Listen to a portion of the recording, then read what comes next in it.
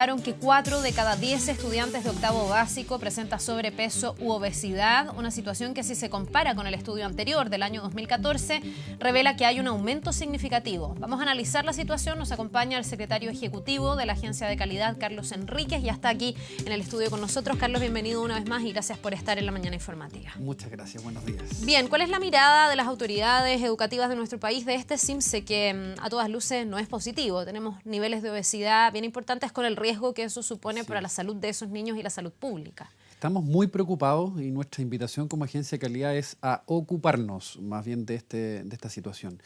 Las dimensiones son gravísimas. O sea, estamos hablando de un 45% de los niños de octavo básico que hoy día tienen sobrepeso. O sea, ¿qué quiere decir esto? Casi la mitad de nuestros niños.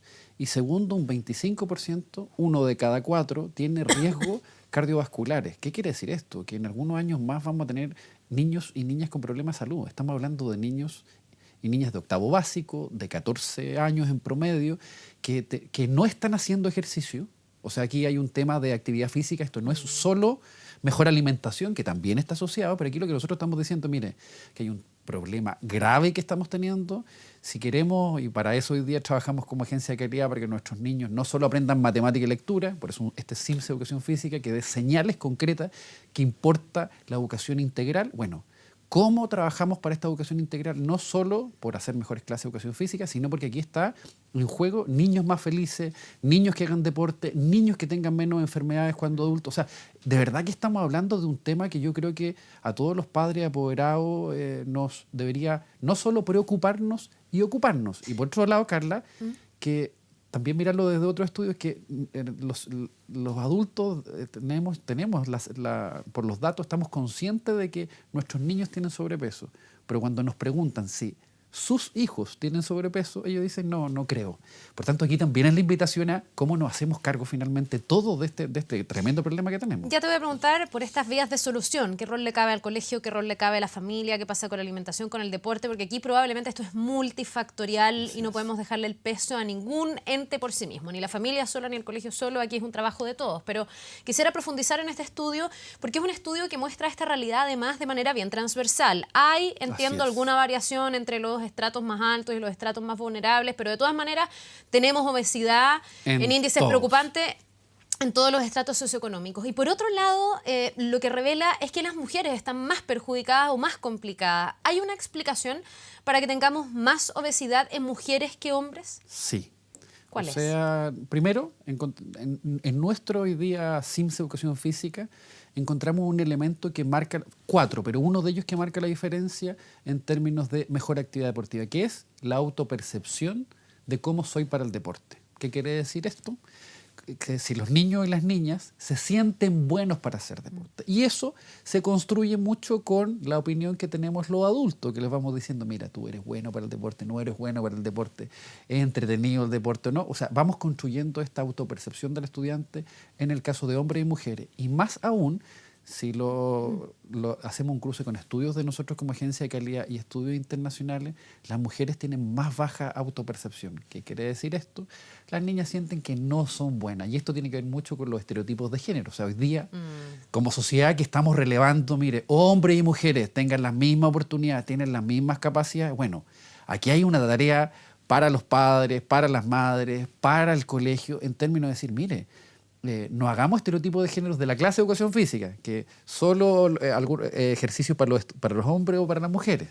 Segundo, los recreos, cuando hablamos de recreo entretenido, no solo para que los niños jueguen a la pelota y las niñas no hagan deporte. Y tercero, bueno, esto se trabaja y esto tiene que ver cómo nuestra opinión, nuestras opiniones van construyendo la autopercepción de los niños y niñas. Y en eso yo creo que hay un tema que muchas veces se nos olvida, pero nuestros juicios marcan la diferencia y van construyendo finalmente a estos niños que son esponjitas finalmente. ¿Tú dirías en este tema? Que estos estereotipos o estas diferencias por género de alguna manera impregnan la educación? Porque yo he visto informes, por ejemplo, del INTA, que dicen que en realidad una clase de educación física con actividad vigorosa o moderada a vigorosa, que es lo que debiese ocurrir, que es cuando realmente estás quemando alguna caloría, es muy poco. El 11%. Solo, no, 11 minutos, entiendo, ¿no?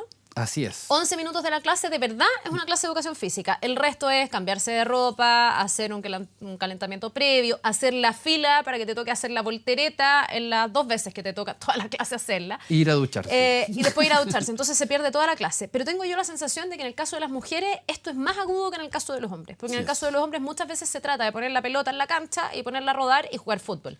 Y todos se involucran. En el caso de la mujer hay lo que te estoy diciendo. Por ejemplo, la unidad de hacer la voltereta, hacer la invertida, hacer la viga, y en eso tú te demoras, no sé, en la fila media hora o ya, no sé, 15 minutos de espera y te toca, y en media hora te toca 2 veces y no te moviste prácticamente nada.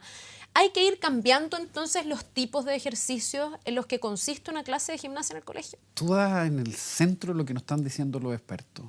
Ejercicios para todos, no para los que tienen más habilidades. O sea, importaría tener niños y jóvenes que hagan alto rendimiento, pero aquí ¿cómo hacemos que todos hagamos deporte, actividad física? Para que además te guste hacerlo. Exactamente. Segundo, que señalemos los beneficios de esto y que los motivemos, en términos centrales. Tercero, que aquí hay una gestión de la escuela, o sea, cómo uno construye un colegio para utilizar bien los tiempos de manera de motivar, desafiar, involucrar a los estudiantes y también a los apoderados. Y por último, tiene que ver con rutina, o sea, cómo yo no gasto tanto tiempo en el inicio de la clase, no sé, que los estudiantes puedan ir con buzo. Estoy hablando de temas súper específicos, pero cuando un director y una escuela es capaz de utilizar de buena manera el tiempo del establecimiento, puede marcar la diferencia. Bueno, hay escuelas, de hecho, yo he hecho reportajes al respecto, donde ya el deporte no está circunscrito simplemente a la clase de educación física. Tienen recreos entretenidos, en el recreo se baila, se sube un muro de escalada, se hacen cosas entretenidas e incluso dentro de la clase.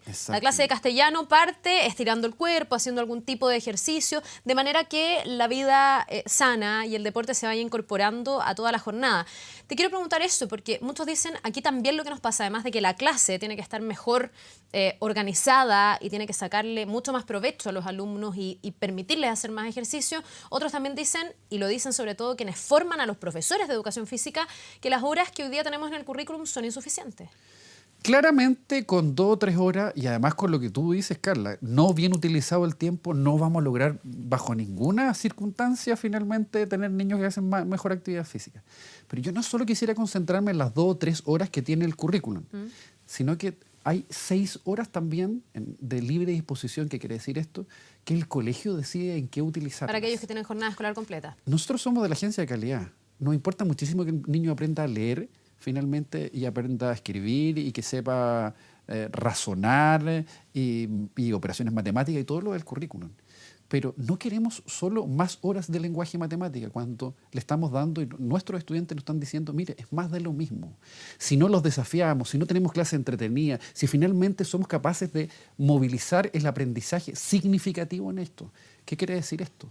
Tenemos evidencia que colegios que son capaces de desafiarlo en arte, en cultura y en deporte, los estudiantes también tienen mejor rendimiento en matemática y lectura y en otras asignaturas. Porque es más integral. Por tanto, aquí lo que hace unos años se colocó que, mire, hay que trabajar solo para el CIMSE, lo que nosotros estamos diciendo, mire, es importante. Hicimos una disminución en 50%, pero estamos colocando en el foco, es lo que tú también lo has planteado. Mire, aquí lo que importa es un desarrollo integral de nuestros niños, que sean críticos, que sean capaces de generar opinión, que sean capaces de tener una opinión reflexiva, adicionalmente que tengan conocimiento, pero que no sea lo único. Y en esa dirección hay 4 elementos que nosotros encontramos, Carla, en esta evaluación, y que quiero agradecerle también a todos los padres apoderados que contestan cuestionario en la evaluación CIMSE, que nos permite hoy día encontrar 4 elementos que, comparando colegios parecidos, ¿qué marca la diferencia en mejor actividad física en los colegios y vida saludable? 4. Primero, que tienen mejor autopercepción, lo que te decía, niño y niña. ¿Qué quiere decir esto? Que ellos creen que pueden hacer deporte y hacerlo bien. Por tanto, su opinión, mamá, papá, señora, caballero, marca la diferencia en los niños. Hay que fomentarle esa autoestima deportiva. Fomentar que es entretenido que lo hagan. Segundo, el colegio hace más que solo las 2 o 3 horas de educación física. ¿Qué quiere decir esto? Hoy día hay recursos, hay subvención escolar preferencial, hay reforma en marcha. Ponen a disposición una oferta que son talleres adicionales y ocupan estas 6 horas que yo te planteo de jornada escolar completa. Tercero, hay una alianza familia-escuela en términos de cómo hacer hábitos, prácticas, en términos de cómo instalar vida saludable y este trabajo. Y por último, que yo diría que es no menor, ¿qué es lo que se hace afuera del colegio? incluso comparando barrios parecidos. Por tanto, ¿qué es lo que estamos diciendo esto? Aquí tiene que ver con la forma en cómo organizamos, cómo somos eficientes en el uso, cómo desafiamos. Lo decías tú, recreos entretenidos, pausas saludables. Si las empresas hoy día lo hacen, imagínate para un niño de 8, 10, 15 años, pasar 1 hora y media sentado en una clase. Bueno, lo que hoy día hace es que los niños que tienen pausa saludable, pausa activa, empiezan a hacer ejercicios 3, 4 minutos y después se concentran más. Por tanto, esta es una... Ojalá esto nos ayude, y esa es nuestra misión como agencia de calidad, aportar a tomar mejores decisiones en cada colegio para avanzar en esa dirección. Quiero ir al tema que me parece muy relevante que tú tocas sobre esta autoestima deportiva, porque además aquí, y yo estoy absolutamente de acuerdo con esa mirada, hay un trabajo súper conjunto que hacer entre el colegio y la familia. No podemos dejarle todos los colegios, porque así como decimos más horas de educación física, el profesor de matemáticas también quiere más, el de inglés también quiere más, todos quieren más horas y no tenemos unas horas infinitas. Entonces probablemente tenemos que trabajar todos mejor. Y apoyar desde la casa también este proceso deportivo de los hijos. Pero la pregunta es cómo se va reforzando esa autoestima deportiva y qué tienen que hacer los papás. Yo he visto papás que terminan, por ejemplo, pidiendo que a sus hijos se les exima de educación física. Porque los niños lo pasan mal, porque también, Carlos, hay que ser realistas. Hay niños que a lo mejor ya están más gorditos y les cuesta más.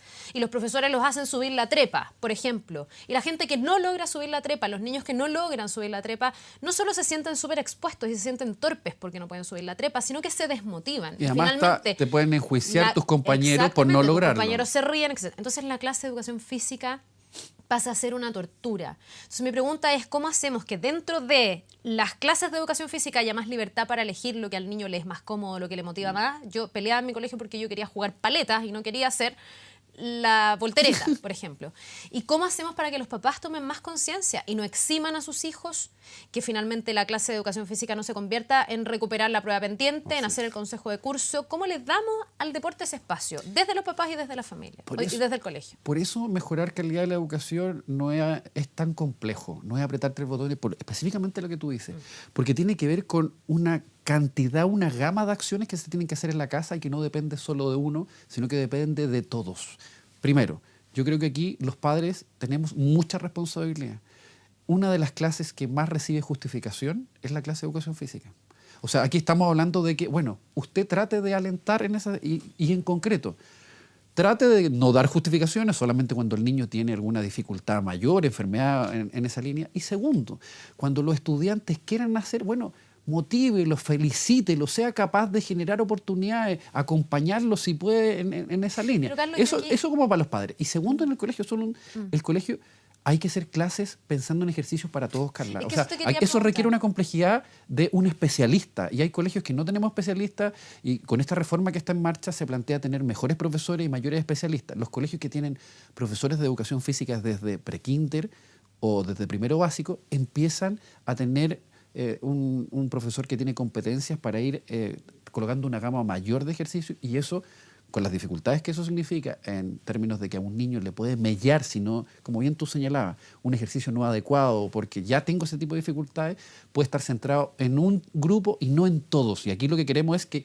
todos hagamos mayor actividad física. Yo ahí te pregunto si no debiese mejorar la comunicación entre el colegio y la familia, porque me pasaría a mí, yo la verdad no tengo la experiencia, pero si yo tuviera un hijo que no puede, por ejemplo, no puede subir la trepa, él lo ha intentado y no lo logra, una hija que no lo logra, yo siento que uno debiese poder conversar con el profesor y decirle, por favor, a mi hija no le pongas esa meta, porque esa meta no la cumple, se frustra, y probablemente si tú la haces trotar, a lo mejor sí puede hacerlo. Como buscar para cada niño lo que a ese niño le acomode, obviamente que signifique un esfuerzo y ir mejorando, que sea desafiante, no que sea algo muy fácil y que no signifique un esfuerzo. Pero siento que esa comunicación a veces es poco fluida entre colegios y padres. Eso requiere comunicación, eso requiere de un profesor que sea capaz de tener estrategias para distintos grupos, y eso requiere también tiempo para que el profesor pueda escuchar al apoderado y también preparar ese tipo de clases. Por eso te lo estoy planteando desde los requerimientos para hacerlo. Con esta reforma en marcha, desde el próximo año, los profesores van a tener un poco más de tiempo para poder hacer ese tipo de acciones. Pero también el hecho de tener más tiempo no asegura lo que estás tú planteando. Por tanto, un líder en el colegio que sea capaz de organizar ese equipo de profesores y esa comunidad escolar marca sustantiva la diferencia. Desde el próximo año, Carla, nuestros colegios van a empezar a tener más tiempo para ese tipo de acciones que tú señalas. Por tanto, el colegio se tiene que organizar, el líder pedagógico, que es la directora, el director con su equipo, puede marcar la diferencia y las horas, la jornada escolar completa, ojalá que inviten, y aquí es la invitación que estamos haciendo, revisen la jornada escolar completa para que no sea más de lo mismo. Nuestros jóvenes lo están criticando, los padres lo están señalando. Mire, y desde el próximo año es primera vez que uno puede revisar eso, ya no solo desde el decirlo, sino que también desde el poder hacerlo, en términos de tener posibilidades de contratar a más profesores en función de las horas que dejan para preparar estas clases. Carlos, ¿qué rol juega la nota en la clase de educación física? Porque también me parece a mí que puede ser un desincentivo para muchos alumnos, para el que más le cuesta, insisto, y que termina eximiéndose de la clase. Porque si tú vas a poner un 7 por correr, en mi época se corría la milla, no sé si se hace hoy día en los colegios, pero por correr la milla en 8 minutos, va a tener un 7, y si la corren más de 9 vas a tener un 6,5, y si la corren más, y así vas a ir bajando. Aquel que en el fondo siente que no le da el físico para las mejores calificaciones se puede ir desincentivando. Yo siento que a lo mejor falta también en la clase de educación física una cosa más lúdica, que es lo que le pasa a los hombres con el fútbol. Los hombres no necesitan mucho más, y hoy día afortunadamente cada día más mujeres que no necesitan mucho más, pero es minoritario en el caso de las mujeres, que una pelota y ponerse a jugar. A lo mejor, no sé, jugar un partido de naciones, que tampoco sé si a estas alturas se juega, porque es súper antiguo. A uno se le cae el carnet. Exactamente. A lo mejor eso, sin una evaluación, es más lúdico, es más libre, y las alumnas y alumnos se sienten más a gusto haciendo gimnasia, haciendo deporte, como que uno no se da mucho cuenta. Pero cuando te están evaluando la posición invertida, si qué tan derechas están tus piernas, a lo mejor uno se siente más complicado, sobre todo a los que les cuesta. Por eso yo creo que tú das en el centro también algo cultural nuestro. Por eso la evaluación no es solo, la hemos visto muchas veces como calificación, como nota y no como retroalimentación para aprender más. Cuando yo al menos habíamos planteado desde la agencia, esto no es solo un problema del CIMSE, sino que cuando al padre le dice al niño, ¿cómo te fue en el colegio? Bien. La segunda pregunta que le hacen al niño o a la niña no es ¿cuánto aprendiste?, sino es ¿qué nota te sacaste? Por eso hay un tema cultural de que no nos centremos solo en la nota, sino que en la calificación, o sea, en la calificación, sino que en una evaluación que retroalimente. Esto quiere decir que tengamos estrategias para todos los grupos con metas desafiantes. Esto requiere también que califiquemos de acuerdo al nivel de avance que van teniendo los niños. Esto requiere también, como tú dices, que no estemos centrados en una nota que en definitiva es la nota y nada más, sino más bien que vaya viendo el proceso de aprendizaje de manera continua. Y por último, que yo diría que es como lo central, aquí lo que tiene que ver con que la evaluación es un reflejo para que los niños aprendan más. Por eso entiendo que nosotros planteamos que la evaluación tiene que ser utilizada como no como sinónimo de calificación. Segundo, de que no tiene que haber un exceso de notas en el colegio. O sea, estamos tratando de que ojalá tengan menos notas y que se centren más en aprender. En concreto, en la educación física, requerimos profesores y profesoras que tengan más competencia para plantear esto. Estrategias diferenciadas, ejercicios diferenciados, evaluaciones diferenciadas, para que todos puedan finalmente ir avanzando en mayor actividad física. Y por último, que esto no es solo de la clase de educación física, Carla, sino que es cómo hacemos un colegio y que la familia sea parte de mayor actividad física. Bueno, y ahí también está todo el área de la alimentación, Carlos, que también es importante. Se han hecho los kioscos saludables, hay intentos. Este estudio plantea que incluso nuestros niños de 14 años, caminando 3 cuadras, una cuadra por minuto, tienen más de 160 pulsaciones por minuto después de hacer esas 3 cuadras.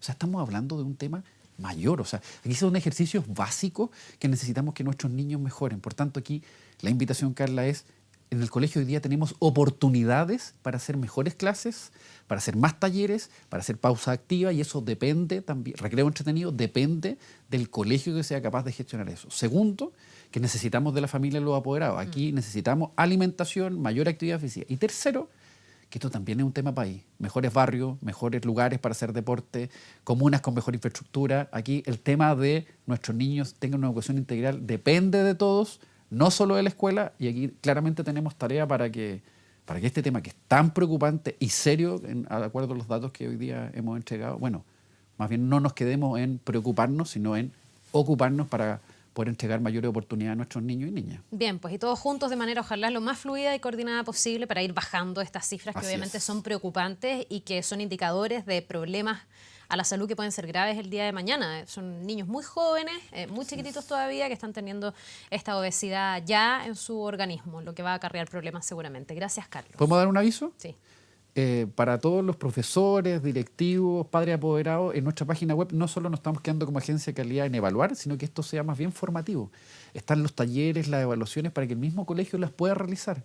Y luego de realizarlas, hacer un plan, finalmente saber cómo están sus niños y puedan mejorar. Aquí el sentido de la evaluación no es constatar y decir, mire, llorar en cómo estamos, sino más bien hacernos cargo. Aquí no estamos enjuiciando, no estamos haciendo ranking, no estamos colocando a los 100 mejores, a los 100 peores, sino más bien, bueno, cómo como país nos hacemos cargo. Y bueno, y entre a www.agenciaeducación.cl para que todos los colegios del país, municipales, particulares subvencionados y particulares pagados, en esta reforma que está en marcha, puedan mejorar, que es lo que yo creo